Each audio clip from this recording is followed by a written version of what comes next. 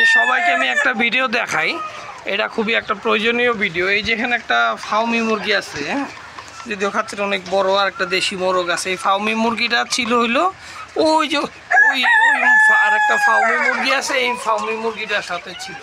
এটা অনেক পুরান মুরগি, প্রায় এটার বয়স 1 বছরের বেশি। তো এই ফাউমি মুরগিটা কয়দিন ধরে ওর বদ অভ্যাস হয়ে গেছিলো, ও খালি ডিম ভাঙিয়ে খেয়ে ফেলতো। তারপর এখন কী করবো, অন্য মুরগিও ডিম পারে, ওটা ডিমও ভাঙিয়ে খায় ফেলে। পরে এটার মোরগের সাথে রাখছে, আজকের থেকে দিয়ে আর ডিম ভাঙে না।